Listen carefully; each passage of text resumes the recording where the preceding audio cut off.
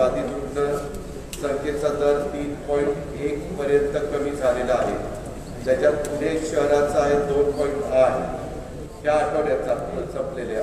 पिंपरी चिंचवडचा आहे 2.9, पुणे ग्रामीणचा आहे 3.6. पुणे ग्रामीणमध्ये आता घरक सर्वेक्षण अंतर्गत साधारण 3,30,774 नमुन्यांपैकी आपण एक केलेले नेहमीचा पाठिंबाचा पहिला आणि दुसरा लाटेचा अनुभव लक्षामध्ये घेता ज्यावेळेस संख्या कमी होती त्यावेळेस टेस्टिंग कमी होतं. त्यावेळेस मात्र टेस्टिंग गेल्या आठवड्यापेक्षा 10,000 वाढली. म्हणजे इथपर्यंत टेस्टिंग वाढून देखील रेट आपला थोडासा कमी झालेला आहे. पण तरी माझी तमाम नागरिकांना सर्व आव्हान आहे की आता खूप महत्त्वाचे सण दहीहंडी असेल, त्याच्यानंतर गणेशोत्सव असेल, त्याच्यानंतर नवरात्र असेल, दिवाळी असेल, असे सगळेच महत्त्वाचे सण पुढे येतात आणि सणावारीमध्ये थोडासा लोकांच्यामध्ये उत्साह असतो, परिवारामध्ये उत्साह असतो आणि मग गॅदरिंग होतं. गॅदरिंग जास्त संख्या जर झाली तर त्याच्यातनं मग करोना सारखा आजार तो वाढतो. तर त्याची खबरदारी मात्र सगळ्यांनी घेतली पाहिजे. कारण मुख्यमंत्री महोदयांनी सुरुवातीला जाहीर केलेलं आहे की 700 मेट्रिक टनापेक्षा ऑक्सिजनची डिमांड महाराष्ट्राची वाढली तर पुन्हा कठोर निर्णय घ्यावे लागतील. आजच्या घडीला साधारण 200 मेट्रिक टन हा महाराष्ट्राला ऑक्सिजन लागतो. आम्ही पुण्याचा आढावा घेतला. पुण्यामध्ये तर म्हणजे करोना असो किंवा नसो, करोनाच्या आधीच्या काळात पण पुण्यामध्ये असणारी मोठी मोठी हॉस्पिटल्स आणि ससून असेल किंवा PMC PCMCची हॉस्पिटल असतील तिथं साधारण दररोज 100 मेट्रिक टन ऑक्सिजनची डिमांड ही पुणे शहरामध्ये राहते. ही पण तितकी गोष्ट सगळ्यांनी ध्यानामध्ये घ्यावी.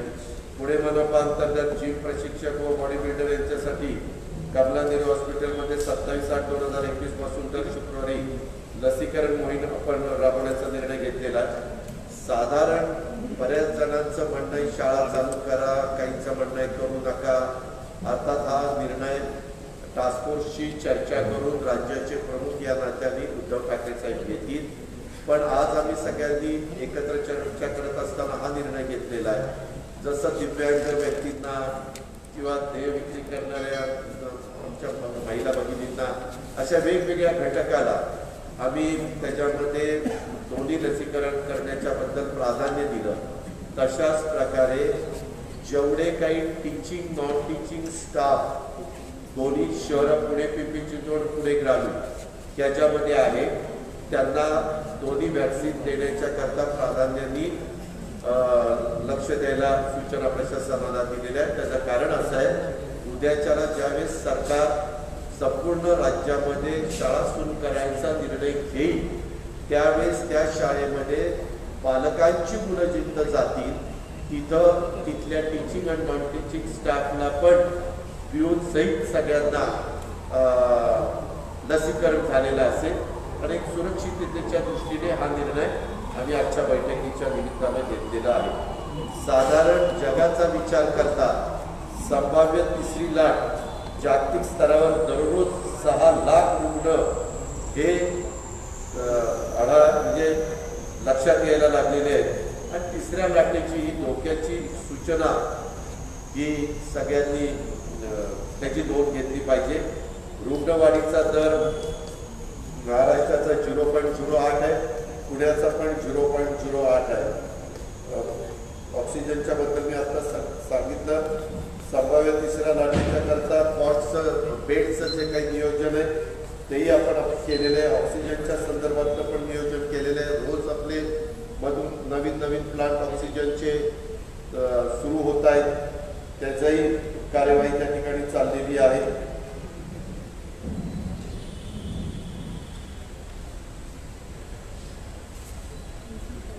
पाठीमागे आपण विशेष गट, औद्योगिक क्षेत्र, दिव्यांग व्यक्ती, परदेशी शिक्षणासाठी जाणारे विद्यार्थी, गरोदर माता, बेड रिडर नागरिक, तृतीयपंथी अशा सगळ्यांनाच प्राधान्याने लसीकरण पूर्ण केलेलं आहे.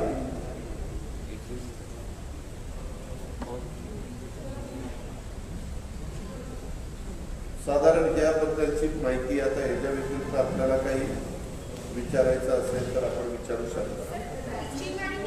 दुसरं एक मला आपल्याला सगळ्यांना सांगायचं आहे, सध्याच्या कालावधीमध्ये संसर्ग दर वाढणार नाही यासाठी IEC ॲक्टिव्हिटी वाढवावी, तसंच सध्या स्थिती चालू निर्बंध पुढं ठेवावे. निर्बंध तर जास्त नाही, पण जे काही 10च्या पुढं वगैरे दहीहंडी गणेशोत्सव सार्वजनिकरित्या साजरा करण्यावर दहीहंडीच्या बद्दलचा निर्णय मुख्यमंत्र्यांच्या स्तरावर झाला.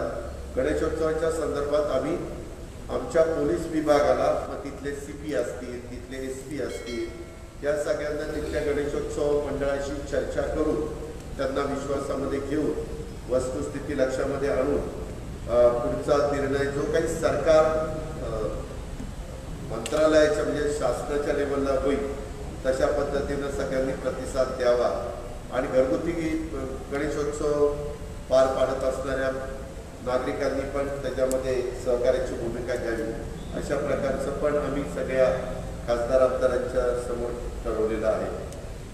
गणेश विसर्जन घरगुती स्वरूपात ते मंडपातच केलं गेलं पाहिजे किंवा घरीच त्या ठिकाणी केलं गेलं पाहिजे. गणेश विसर्जनची मिरवणुकीच्या बद्दल पण आम्ही साधारण एक गॅदरिंग होऊ नये म्हणून काही विचार केला गेला पाहिजे, पण त्याचा अंतिम निर्णय मी पुन्हा सांगेन की राज्याच्या प्रमुख या नात्याने मुख्यमंत्रीच घेतील. आणि हे पुणे विभागात मात्र सौरवराव आणि लोहिया त्या दोघांना मी सांगितलेलं आहे की त्यांच्या अंडर 4-5 जिल्हे येतात, कोल्हापूर, सातारा, सांगली, सोलापूर, पुणे. तर त्या 5 जिल्ह्यामध्ये तिथल्या जिल्हाधिकाऱ्यांना, तिथल्या SPंना त्या संदर्भातल्या येणाऱ्या सणाच्या संदर्भातली जी काळजी घ्यायची त्याबद्दलच्या पण सूचना आजच्या बैठकीच्या निमित्तानं दिलेल्या आहेत.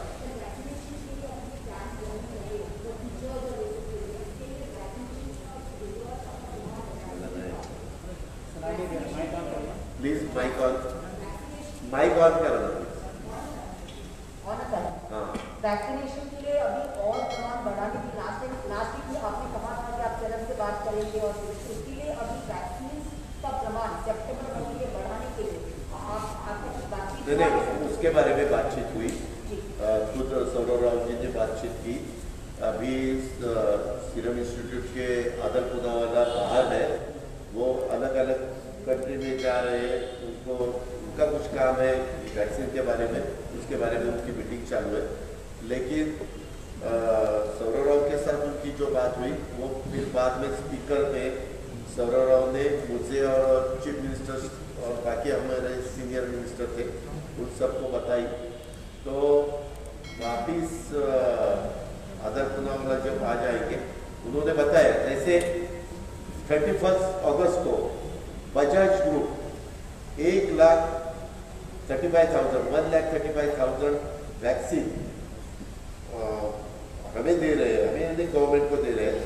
और पूना में वो वैक्सीन पूना के लोगों के लिए उन्होंने देने का वादा किया है. उसके अरेंजमेंट हमारी तरफ से हुई है. वैसे वो शायद CSR में से ही देंगे.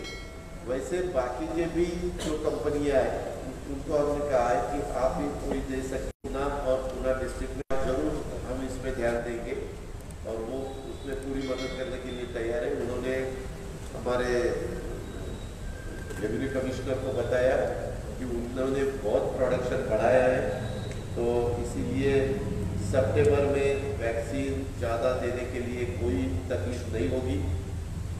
जुलाई में हमने जितना वैक्सीन दिया है करीबन आज तारीख 27 है, 27-28 तक वहाँ तक एवरेज मिला है 3-4.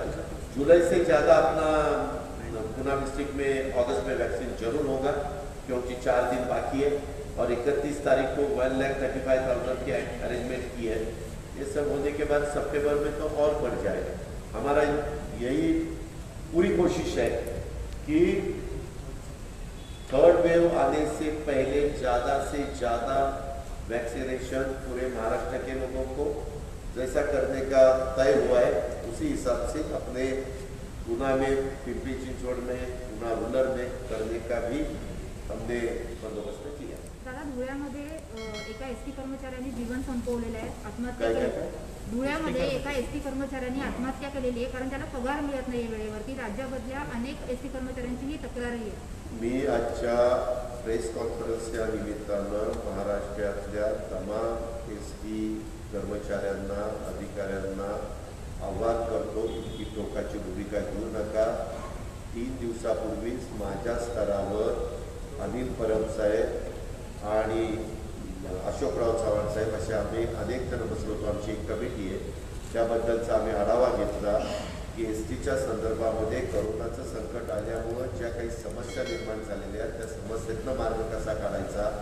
आता इथून पुढं ST घेत असताना त्या डिझेलवर चालणाऱ्या ST न घेता CNGवर चालणाऱ्या ST घ्यायच्या आणि काही बॅटरीमध्ये इलेक्ट्रिक ST बसेस घ्यायच्या. त्याची कॉस्ट जास्त आहे, पण आता डिझेलवरच्या बसेस इथून पुढं नवीन घेत असताना त्याचा अजिबात विचार करायचा नाही, अशा प्रकारचा निर्णय आम्ही घेतलेला आहे. आणि त्यांना त्याच मिटिंगमध्ये 500 कोटी रुपये त्या सगळ्या कामाच्या करता STच्या पगार वगैरेच्या बद्दल देण्याचा देखील निर्णय झालेला आहे. ते पैसे ताबडतोब त्या बाबतीमध्ये दिले जातील. माझं त्यांना आव्हान आहे की सध्या ST जास्त कुठं चालत नाही, प्रवास तेवढ्या मोठ्या प्रमाणावर करत नाही, तरी हा सगळा भार मागं जसं गेल्या वर्षामध्ये एप्रिल एंडपर्यंत पगाराची व्यवस्था राज्य सरकारने केलेली होती, 1100 कोटी रुपये त्यावेळेस दिलेले होते, तशा पद्धतीनं परवाच्या मीटिंगमध्ये 500 कोटी रुपये पहिल्या टप्प्यामध्ये देण्याचा निर्णय झालेला आहे. ते आणि आमचंही बारकाईनं लक्ष राहील. त्याच्यामध्ये आशिष कुमार सिंग आणि संबंधित STचे अधिकारी, अपर मुख्य सचिव परिवहनचे सगळेच उपस्थित होते आणि माझे फायनान्शियल प्लॅनिंगचे पण CS प्लॅनिंग आणि फायनान्स उपस्थित होते. त्याच्यात हा निर्णय घेतलेला आहे. राज्य सरकारचं लक्ष आहे, मुख्यमंत्री महोदयांचं लक्ष आहे, आम्हा लोकांचं लक्ष आहे. माझी त्यांना विनंती की थोडंसं हे वेगळं संकट आहे, अशा वेळेस थोडा उशीर होतं ही गोष्ट मी मान्य करतो, पण ते वेळेत कसं होईल याबद्दलची खबरदारी घेतो. कारण राज्य सरकारला आता स्वतःच्या तिजोरीतनं ते पैसे द्यावे लागतात. पूर्वी STचं स्वतःचं उत्पन्न असायचं आणि त्या उत्पन्नातनं हे पगार चालायचे, त्याच्यामुळे कधी डिले होत नव्हता. आणि म्हणून उत्पन्नाच्या साधनाच्या करता आता STनी माल वाहतूक पण सुरू केलेली आहे. तोही एक नवीन सोर्स त्यांनी निवडलेला आहे. राज्यामध्ये सांस्कृतिक कार्यक्रम असेल, नाटक, सिनेमा हे सगळं बंद आहे. असं असताना जनसारखी यात्रा निघते, त्याच्या विरोधामध्ये आंदोलन होतं, तेव्हा सगळ्या पक्षाचे कार्यकर्ते असतात करतात. यांना जमावबंदीचे रूल्स लागू नाही आहेत का? कारण तोच का नागरिकांकडे विचार केला की सामान्य माणसाला वेगळा नाही का आणि राजकारणी लोकांना वेगळा नाही? राजकारणी लोकांना नाही, सगळ्यांना नियम सारखेच आहेत. अशा प्रकारच्या गर्दी जर झाली तर तिथं केसेस दाखल केल्या जातात. त्याच्यामध्ये जे काही सरकारच्या पोलीस खात्याच्या हातात आहेत त्या सगळ्या गोष्टी केल्या जातात. मुख्यमंत्र्यांनी सगळ्यांना आवाहन केलं की बाबा अशा प्रकारचं गॅदरिंग होईल, अशा गोष्टी तुम्ही करू नका, कारण पुन्हा जर तिसरी लाट आली तर ती इतकी मोठी येईल असं जागतिक स्तरावर सांगितलेलं आहे की मग आपल्याला त्याची खूप मोठी किंमत मोजावी लागेल. तर ह्याच्यामध्ये राजकारण आणता सगळ्यांनी समंजस भूमिका घेतली पाहिजे आणि जे शासनाने नियमावली केलेली आहे त्या नियमावलीचं पालन केलं पाहिजे. शासन काही एकट्याच्या स्तरावर करत नाही, त्याच्याकरता टास्क फोर्स आहेत आणि वेगवेगळे डॉक्टर्स, वैद्यकीय क्षेत्रातले मान्यवर त्याच्यात आहेत आणि जे याच्याबद्दलचा ज्यांचा अभ्यास आहे, जे त्याच्याबद्दलचा अनुभवी माणसं आहेत, त्या सगळ्यांशी बोलून मुख्यमंत्री अंतिम निर्णय घेत असतात. खरं तर सगळ्याच राजकीय पक्षांनी याची नोंद घेऊन त्या सगळ्या गोष्टीचं भान ठेवलं पाहिजे.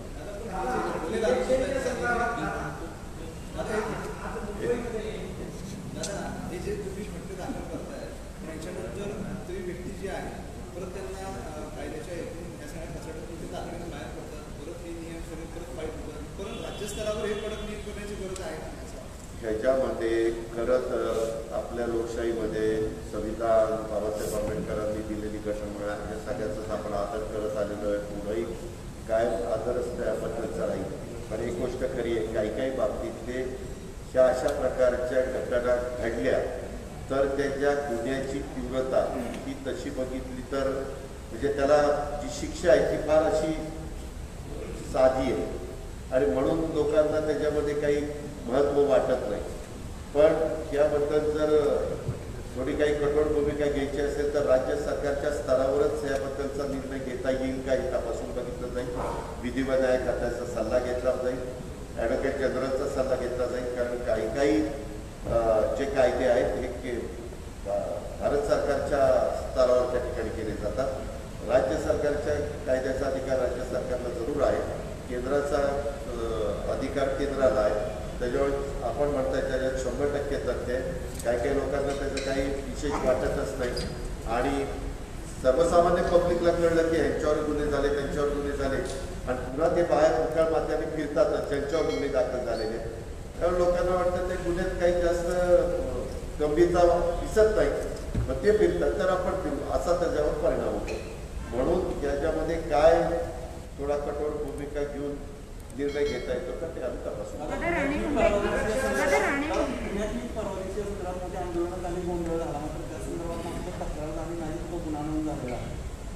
मी माहिती घेतो कारण त्यावेळेस बऱ्याचशा ठिकाणी महाराष्ट्रामध्ये अशा प्रकारची आंदोलनं झाल्यानंतर लाठीचार्ज पण काही ठिकाणी झाला आणि गुन्हे पण दर्ज करण्यात आले. राणे म्हणतात राज्यात कायदा सुव्यवस्था होत आहे. मागापासून सर, मुंबईमध्ये आता आरक्षणासंदर्भात बैठक झाली महापालिकेच्या निवडणुकीच्या संदर्भात, तो एक विषय आणि दुसरा एक विषय सिंगल वॉर्डचं जे झालं आहे, राज्य सरकारने निर्णय घेतला त्यात प्रामुख्याने असं म्हटलं जातं की एनसीपी पुन्हा आग्रही आहे की दोनचा पाठ. मी सांगू का, आम्ही कुठेही चर्चा न करता आम्हीच टीव्हीला वाचतो की एनसीपी असं म्हणली, फलाना असं म्हणला, अमक्याने आमक्यावर मात केली, हे सगळी बकवास आहे. अशा पद्धतीची कुठलीही चर्चा झालेली नाही. स्वतः निवडणूक आयोगानेच त्यांच्या स्तरावर तो निर्णय कळवलेला आहे. अर्थात वॉर्ड 4चा राहावा का 3चा राहावा का 2चा राहावा का 1चा राहावा हा पूर्ण अधिकार राज्य सरकारचा आहे. त्याबद्दल अजून आम्ही सगळेजण महाविकास आघाडीचे एकत्र बसून चर्चा केलेली नाही. जरूर त्याच्यामध्ये चर्चा होऊ शकते आणि चर्चेतनं एकमत होऊ शकतं. एक मात्र निर्णय झाला आहे, मुंबई महानगरपालिकेची निवडणूक ही फक्त सिंगल कारण ते एवढा मोठा वॉर्ड असतो ते सिंगललीच झाली पाहिजे. आता एकची बातमी आल्यानंतर वेगवेगळ्या पक्षाचे प्रवक्ते आणि वेगवेगळ्या पक्षाचे काही नेते शहरामधले पण आणि राज्याच्या स्तरावरचे पण, जिल्ह्याच्या स्तरावरचे आणि राज्याच्या स्तरावरचे ते आपापलं मत व्यक्त करायला लागलेली ही वस्तुस्थिती खरी आहे. आमच्याही स्तरावर ही बातमी आल्यानंतर थोडीशी चर्चा अनौपचारिक झाली, ऑफ दी रेकॉर्ड चर्चा झाली. तर आम्ही मग सगळ्यांना सांगितलं की आपण पुढच्या आठवड्यामध्ये त्या विषयावर बसूया आणि काय निर्णय आपल्याला घ्यायचं त्या ठिकाणी घेऊ. अशा प्रकारे मग कॉर्पोरेशनला काय करायचं, नगरपालिका, नगर परिषद, नगरपंचायतीला काय करायचं, अशा प्रकारची मात्र चर्चा अनौपचारिक झालेली. अंतिम निर्णयाकडे आम्ही आलेलो नाही. अंतिम निर्णयाकडे आल्यानंतर आम्हालाही त्याच्याबद्दलचा अध्यादेश काढावा लागेल, त्याचं बिल आणून नागपूरच्या सेशनला ते पास करावं लागेल. त्या पद्धतीचा निर्णय मुख्यमंत्र्यांच्या स्तरावर मुख्यमंत्री महोदय सगळ्यांची चर्चा करून. सर, तुम्ही आता म्हटलात की ती बैठक होईल, अनौपचारिक बैठक झाली, पण पुढच्या आठवड्यात एखादी बैठक, ती सगळी आघाडीच्या एकत्र बैठक होईल का? एक आणि दुसरं इलेक्शन पोस्टपोन होतील का? इलेक्शनच्या बद्दल आज राज्याचे प्रमुख उद्धव ठाकरे साहेबांनी दोन्ही विरोधी पक्ष नेते तसंच मंत्रिमंडळातले त्यांचे सहकारी छगन भुजबळ, बाळासाहेब थोरात, अशोकराव चव्हाण, त्याच्यामध्ये एकनाथराव शिंदे, सुभाष देसाई, हसन मुश्रीफ, जयंत पाटील, तसंच सगळे गटनेते जेवढे पक्षचे आहेत आपल्याकडे नोंद, त्याच्या संदर्भातले गटनेते म्हणजे विधिमंडळातली नोंद आहे ती सांगतो मी, त्या सगळ्या गटनेत्यांची बैठक होणार होती. सगळे वरिष्ठ अधिकारी, चीफ सेक्रेटरी होते, लॉ सेक्रेटरी होते, बाकीचे सगळे अधिकारी होते, विजय वडेट्टीवार, त्या सगळ्यांची बैठक होऊन त्याच्यामध्ये सगळ्यांचं म्हणणं ऐकून घेतलं. त्याच्यात मागच्या एका कॅबिनेटनंतर CM साहेबांनी पण चीफ सेक्रेटरीला काही प्रेझेंटेशन द्यायला सांगितलेलं होतं, ते प्रेझेंटेशन बघितलं. सगळे या मताशी सहमत आहेत की जोपर्यंत OBCवर झालेला अन्याय आपल्याला दूर करता येत नाही तोपर्यंत निवडणुका स्थानिक स्वराज्य संस्थांच्या घेऊ नये. मग तो अन्याय दूर करण्याच्या करता काय काय करावं लागेल, कारण सुप्रीम कोर्टाने दिलेला निकाल आहे. सुप्रीम कोर्टाच्या दिलेल्या निकालाचा पूर्णपणे आदर ठेवून आता काही जिल्ह्यांच्या मध्ये ओबीसीला संधीच मिळत नाही. मग ते उदाहरण जिल्हे कुठले? पालघर, नंदुरबार, तिथं असणारं शेड्यूल ट्राईबचं पर्सेंटेजचा विचार करता तिथं ओबीसीला प्रतिनिधित्व मिळत नाही. पण काही जिल्हे असे आहेत की ज्याच्यामध्ये प्रतिनिधित्व देता येऊ शकतं. SC ST ला मिळणाऱ्या आरक्षणाच्या व्यतिरिक्त एक गोष्ट खरी आहे, 50%च्या पुढे आपल्याला जाता येत नाही.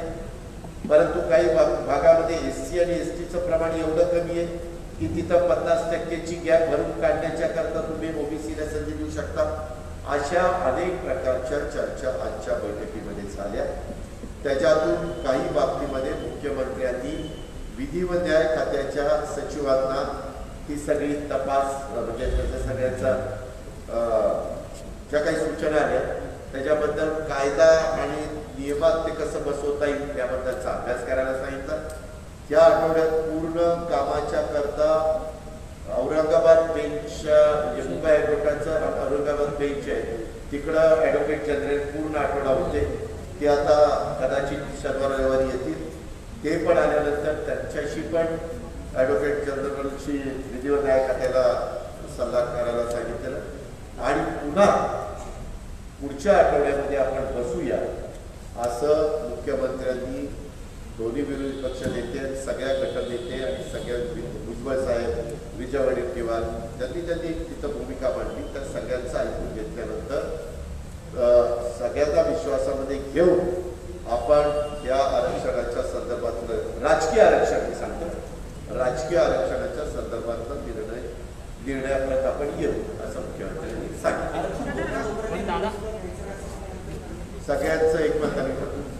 दादा त्याच्यावर चंद्रकांत पाटील असं म्हणाले की विजय वडेट्टीवार, छगन भुजबळ आणि धनंजय मुंडे हे दोन्ही आहेत आणि त्यामुळे आता केंद्रावरती जबाबदारी ढकलली. मी तुम्हाला सांगू का की अशा प्रकारच्या ज्यावेळेस गोष्टी येतात त्यावेळेस सगळ्यांनी अतिशय समंजस भूमिका सुसंस्कृतपणा दाखवला पाहिजे. हे ढोंगी हातोंगी हे असली बडबड करण्यापेक्षा मार्ग कसा निघेल आपल्या उभेच आम्ही म्हणायचं त्यांनी करावं, त्यांनी म्हणायचं केंद्राने करावं, त्यांनी म्हणायचं केंद्राचं काय नाही ह्यांनी करावं. याच्यातला प्रश्न सुटू शकत नाही.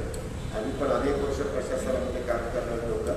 माझं सगळ्यांनाच आव्हान आहे एक त्या चंद्रकांत दादांना नाही सर्वच राजकीय पक्षांना आपला महाराष्ट्र यशवंतराव चव्हाण साहेब पहिले या राज्याचे मुख्यमंत्री झालेले इतिहासात त्याची नोंद आहे आणि त्यांनी सुसंस्कृत राजकारण कसं करायचं असतं, सुसंस्कृतपणा कसा दाखवायचा असतो, आपण कसं त्या पोस्टवर बसल्यानंतर प्रत्येकाने शपथ घेतल्यानंतर वागायचं असतं त्याचं भार सर्व राजकीय पक्षांनी ठेवलं पाहिजे माझ्या सहित अशी माझी विनंती आव्हान. आणि असे म्हणाले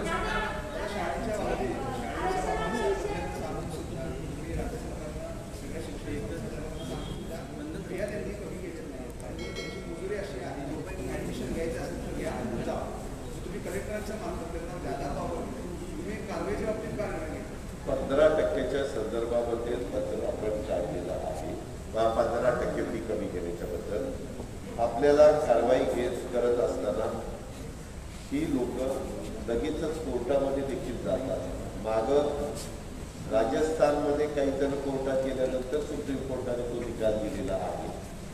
या बाबतीमध्ये त्यांचंही काय म्हणणं आहे की त्यांचं म्हणणं किंवा आमच्या पण ही शाळा बांधलेल्या आमचा खर्च आमच्या बाकीच्या गोष्टी अशा सगळ्या काही ह्याच्यातनं समन्वय साधायचा प्रयत्न राज्य सरकार करत आहे. आमच्या वर्षा गायकवाड या खात्याच्या मंत्री त्या अनेकदा याच्याबद्दलच्या बैठका घेतात. मागच्या कॅबिनेटमध्ये 15%चा निर्णय झाला आणि 15% त्यांनी कपात करावी अशा प्रकारे त्यांना सांगण्यात आलेले. अजूनही शाळा सुरू झालेल्या नाही आहेत. शाळा सुरू नसताना इतर जे काही फी असतील म्हणजे बसेसच्या संदर्भात लायब्ररीच्या संदर्भात अशा वेगवेगळ्या ते कुठल्याच आकारू नये अशाही प्रकारच्या सूचना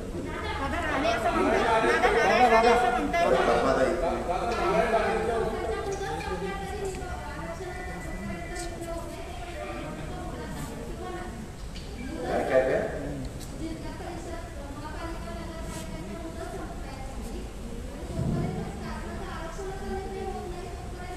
शासनाचा आरक्षणाचा निर्णय नाही, शासनाच्या सध्या असणाऱ्या तिसऱ्या लाटेच्या शक्यतेचा विचार करून आम्ही त्याबद्दलचा निर्णय घेतो.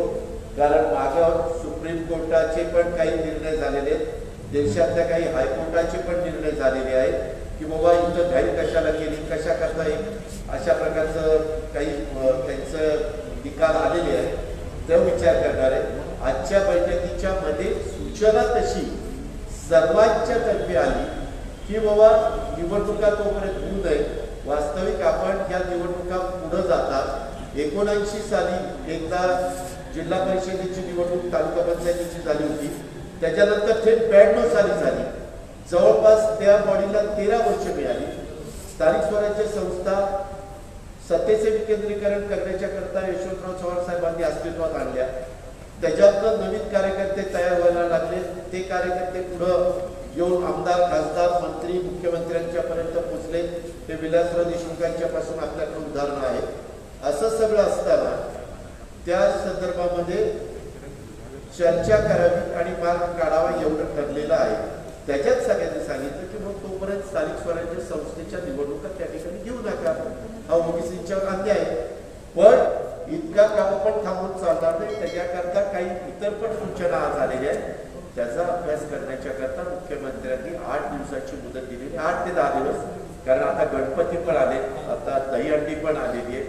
जरी साधेपणाने या गोष्टी करायच्या असतील, त्याच्यामध्ये सरकारने सूचना केलेल्याचं आदर करून त्याच्या नियमांचं पालन करून करायचं असलं तरी देखील हे सगळे महत्वाचे सण आहेत. तर मुख्यमंत्री महोदयांची काही वेळ निवडली त्यावेळेस सगळे पुन्हा जमतील. कारण आता पण 3च दिवसात ही मिटिंग ठरली, म्हणजे आम्ही कॅबिनेटला बसलो होतो त्यावेळेस ठरली. तर लगेच 3 नाही 2च दिवसात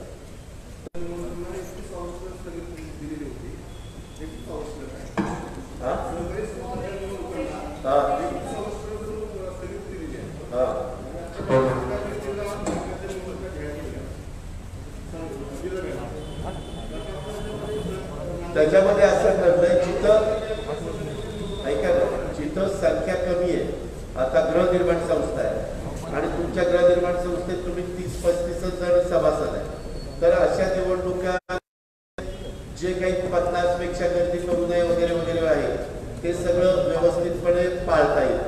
अशा निवडणुका संपून टाकायच्या.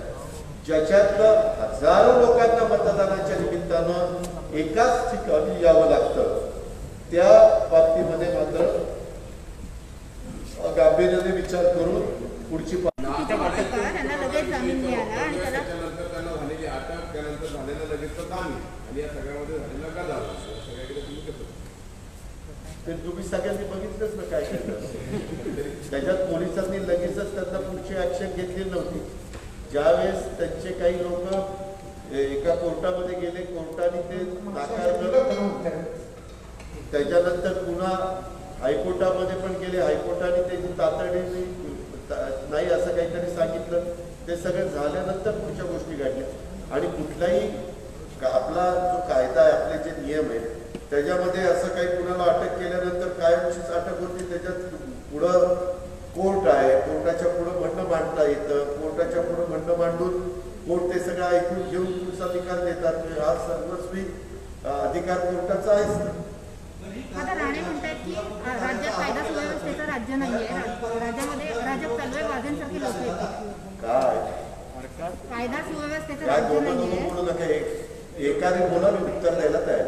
राणे कारवाई झाल्याचा आरोप केला जातोय. कारण अनिल परबांचा व्हिडिओ नंतर पुढे आला होता. त्यांनी ज्या पद्धतीने काय व्हिडिओ आला होता मला जरा सांगा. त्यांनी जे संभाषण केले त्याचा तो व्हिडिओ काय संभाषण केलं सांगा ना. ताब्यात घ्या अशा पद्धतीचं ते वक्तव्य. गरज पंडित बाळाचा तेव्हा का मी इथला पालकमंत्री, आत्ता मीटिंग चालू असताना एखादी काही महत्वाची गोष्ट मला एसपीनी किंवा सीपीनी कानावर घालण्याच्या करता पालकमंत्र्यांच्या घालतात. ही पद्धतच आहे. तर तुम्ही बघता काही जरी नैसर्गिक संकट आलं, कलेक्टर, विभागीय आयुक्त आम्हाला सांगतात. त्याच्यामध्ये काही त्यांना सांगितलं असेल, आता त्यांनी काय सांगितलं हे मला माहिती नाही, मी काही मन काढला नाही. त्याच्या संदर्भामधल्या ज्या गोष्टी असतील त्या नियमानेच करण्याचा प्रयत्न झाला असेल त्याच्याबद्दल मी काही अनिल परबांना विचारलं नाही, काय तुमचं बोलणं झालं, कोणी तो तुम्हाला फोन केला होता. प्रत्येकजण ज्यावेळेस शपथ घेतो त्यावेळेस शपथ घेतल्यानंतर आम्ही सगळेजण त्या पदावर बसल्यानंतर ते भाग घेऊनच वागायचा प्रयत्न करत असतो. तर आम्ही ती यात्रा परत सुरू होते. आता याच्यात खरोखर कितपत नाही काय महाविकास आघाडीच्या दृष्टिकोनातून कितपत ती प्रभावी करू शकते, पण महाविकास आघाडीबद्दल ती प्रतिमा किंवा ह्याची काही घडलंय झालं काय प्रतिमेचा कुठे संबंध आला आहे? महाविकास आघाडीला पक्ष बसू शकतो का? प्रत्येकाला आपला आपला पक्ष वाढवण्याचा अधिकार आहे. आता या चौघांना मंत्री केल्यानंतर वरनं आदेश दिले जावा फिरा. आता मंत्रिपद मिळाल्यानंतर फिरणं भागच आहे वरिष्ठांनी सांगितल्यानंतर. त्या पद्धतीनं ते फिरत आहेत. वास्तविक लोकांच्या मध्ये सोशल मीडियामध्ये काय लोक प्रतिक्रिया व्यक्त करतायत ते जरा त्या ठिकाणी पहा. आणि याला कारण नसताना वेगळं प्रत्येकाने आपापलं भान घेऊन जर वक्तव्य केली तर ही प्रसंगच आली नसते ना. शपथ घेतल्यानंतर काही जणांचं तुम्ही म्हणाल मग इतरांनी पण मागे काही वक्तव्य केली, परंतु त्यावेळेस त्यांनी शपथ घेतलेली नव्हती. शपथ घेतल्यानंतर राज्यपालांच्या उपस्थितीमध्ये जेव्हा शपथ घेतली जाते मंत्रिपदाची त्यावेळेस आपण एक जबाबदार शासन म्हणून तिथं काम करायला सुरुवात करतो. त्यावेळेस या सगळ्याच्या गांभीर्य लक्षामध्ये घेऊन पावलं उचलावी लागतात, निर्णय घ्यावे लागतात, लोकांना सगळ्यांना न्याय द्यावा लागतो. ही गोष्ट आहे. पण दादा तुम्हाला असं वाटत नाही की नारायणचं जे पद आहे त्या पदाच्या माध्यमातून त्या खाती जे आहेत वेगवेगळी त्यांची जी खाती आहे त्याच्या माध्यमातून राज्याला 100 कोटीचा 50 कोटीचा 500 कोटीचा निधी देणं अपेक्षित आहे, हे सगळं करत असते कुठला निधी म्हणजे त्यांच्या खात्याच्या राज्याचा फायदा होईल. सूक्ष्म आणि लहान. आता सूक्ष्म लहान मध्ये काय निधी मिळणार आहे? निधी द्यायचं झालं तर गडकरी साहेबांचं डिपार्टमेंट होऊ शकतं, कारण तो नॅशनल हायवे सगळे त्यांच्याकडे आणि गडकरी साहेबांनी ते तिथं असताना दिलेला पण आपण नेहमी बघतो, कामं पण चाललेली आहेत. आता ह्याच्या संदर्भात मला वाटतं त्या खात्याचं नाव अवजड खातं असं काहीतरी होतं. काही जण गमतीनं त्याला अवघड खातं पण म्हणायचे, पण ते माझ्या माहितीप्रमाणे पूर्वी मनोहर जोशी साहेबांनी, प्रफुल्ल पटेल साहेबांनी असं अनेकांनी सांभाळलेलं होतं. आता त्याच्यात नावात काही बदल झालेले आहेत. आता सध्या कोरोनाचं संकट आलेलं असल्यामुळे सूक्ष्म आणि लघु असे उद्योग खूप मोठ्या प्रमाणावर अडचणीत आलेले आहेत. धोरणात्मक मोठा निर्णय पूर्ण देशाच्या स्तरावरच्या ह्या छोट्या इंडस्ट्रीच्या करता जरूर घेता येत असावं. कारण मागे तुम्हाला आठवत असेल ज्यावेळेस कोरोनाची पहिली लाट आली त्यावेळेस 21 लाख कोटीचं पॅकेज अर्थमंत्री निर्मला सीतारामन यांनी दिलेलं होतं आणि त्याच्यात वेगवेगळ्या सवलती व्याजात त्याच्यात असं बरंच काही मोठा कार्यक्रम होता. त्याचा किती फायदा झाला, किती झाला का नाही ह्या संशोधनाचा भाग आहे. परंतु यामध्ये गरीब जो म्हणजे मध्यमवर्गीय मधल्या माणसांनी पुढाकार घेऊन जो छोटा सूक्ष्म किंवा लघु उद्योग सुरू केलेला आहे त्याला निश्चितपणे मदत करण्याच्या बद्दल निर्णय त्यांना घेता येऊ शकत असावा असं वाटतं. नेमकं काय झालं? कारण काय राज्यपालांच्या भेटीच्या बाबतीत नेमका काय झालं? समन्वयाचा अभाव आहे अशी चर्चा रंगली. तुम्ही ना काही जर राज्यपालांशी स्वतः मुख्यमंत्री महोदय बोलले. राज्यपाल महोदय म्हणाले की मी बाहेरगावी चाललेलो आहे आज, कारण आमची कॅबिनेट चालू होती, तर ते म्हणाले तुम्ही त्याच्यापेक्षा 1 तारखेला आपण बसूया. आता 1 तारखेला आज तारीख 27 आहे, 28, 29ला सुट्टी आहे, 30ला वर्किंग डे, 31ला दहीहंडीची सुट्टी आहे. कारण मुंबईला दहीहंडीची सुट्टी असते, आपल्या पुण्यामध्ये नसते.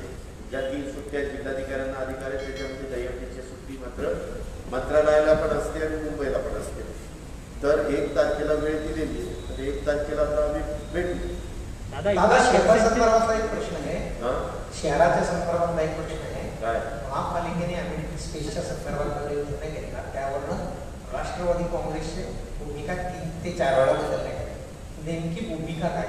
मला सगळ्या भूमिका मी एकटा राष्ट्रवादी काँग्रेस पक्षाच्या ठरवत नाही. मी इथं प्रशांत जगताप आहेत, चेतन तुपे आहेत, सुनील टिंगरे आहेत, वंदना चव्हाण आहेत, अनेक आमचे दीपाली धुमाळ आहे, असे अनेक बरेचसे नगरसेवक आहेत जे सिनियर आहेत त्याच्यामध्ये. त्या सगळ्यांशी चर्चा करून मी निर्णय घेईन. माझं स्वतःचं मत नेहमी कुठल्याही नवीन प्रस्तावाच्या बाबतीमध्ये ज्याच्यात त्या भागातल्या नागरिकांचं आणि शहराचं हित असेल तर त्या गोष्टी केल्या पाहिजेत.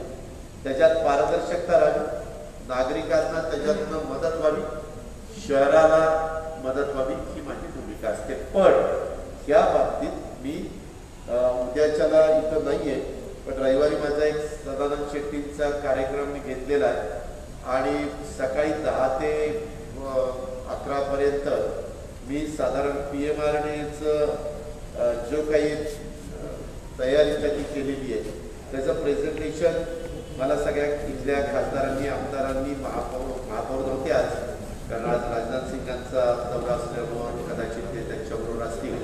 पण या सगळ्यांच्या करता मी रविवारची वेळ ठेवलेली आहे. सगळ्या आम्ही अधिकाऱ्यांशी चर्चा करून ठेवली. तर त्यावेळेस प्रेझेंटेशन आम्ही दाखवणार आहे जे मुख्यमंत्र्यांच्या स्तरावर त्याला तत्वता मान्यता देण्यात आलेली आहे. आणि त्यावेळेस मी ती मीटिंग संपल्यावर माझ्या लोकांशी बोलीन, विचारेन आणि मग करेन.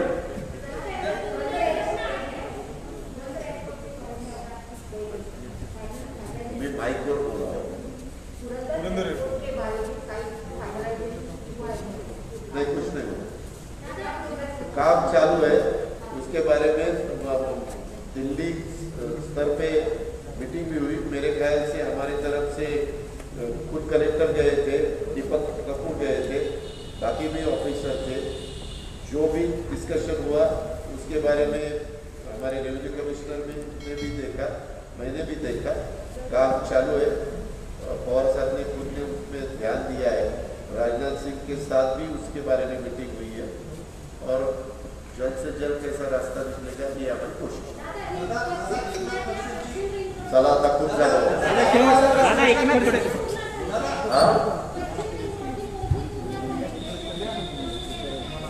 दादर रिंग रोड संदर्भ हेच विचार कर. नाही, एक मिनिट. काल इन्फ्राची मीटिंग झाली. या सगळे मोठे प्रकल्प असतात त्याच्यामध्ये इन्फ्राच्या मीटिंगला मुख्यमंत्र्यांच्या अध्यक्षतेखाली झालेल्या मीटिंगला मान्यता द्यावी लागते. ती मान्यता दिल्यानंतर त्याचे मिनिट्स कन्फर्म होतात, ते मग संबंधितांना जातात. ते आता मिनिट्स कन्फर्म झाल्यानंतर आमच्या फायनान्सला कळेल. फायनान्स त्याबद्दलचा जमीन खरेदी करण्याच्या करता, ॲक्विजिशन करण्याच्या करता जो निधी लागेल तो निधी उपलब्ध करून देईल. ती प्रोसिजर सध्या चालू आहे. परंतु रिंग रोड साधारण कुठल्या भागातून जाणार त्याच्याबद्दलचा अभ्यास रस्ते विकास महामंडळाने केलेला आहे.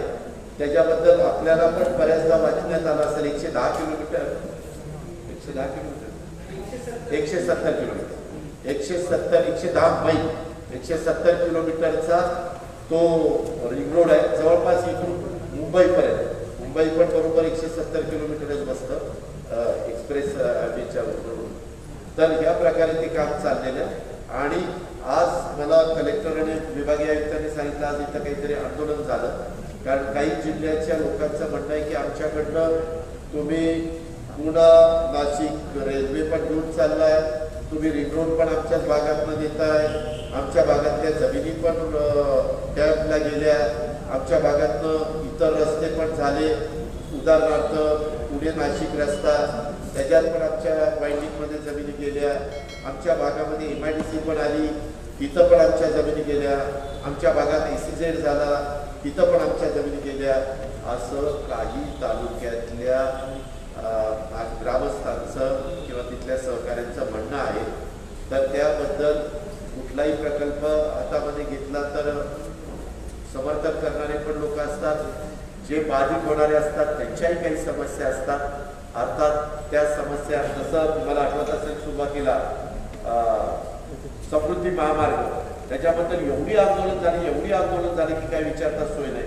पण ज्यावेळेस वाटप सुरू झालं, रेडी रेकनरच्या 4 पट रक्कम तिथं द्यायला सुरुवात झाली, त्यावेळेस त्याच्यात बरीचशी शांतता झाली. आता बऱ्याच अंशी हा रस्ता काम जोरात चालला आहे. आपण TV वर पण कधी कधी बघतो. तशा पद्धतीनं ह्याच्यात जरूर ग्रामस्थांच्या काही ज्याचा अख्खं घरच जात असेल, एखाद्याचं आणखीन काही त्याने आत्ताच अलीकडे उभं केलेलं नवीन काही प्रोजेक्ट जात असेल तर त्याचं काही म्हणणं असू शकतं आणि लोकशाहीमध्ये त्याचं म्हणणं ऐकून घेऊन त्याच्यातनं योग्य पद्धतीचा समन्वय साधायचा आणि मार्ग काढायचा ही शासनाची प्रशासनाची भूमिका असायला पाहिजे. अशा पद्धतीची भूमिका ठेवून चर्चा करून चर्चेतनं चांगलं कसं निष्पन्न होईल हा प्रकारचा या बाजूचा प्रयत्न आमचं प्रशासन आणि आम्ही सगळीकडे करू. धन्यवाद.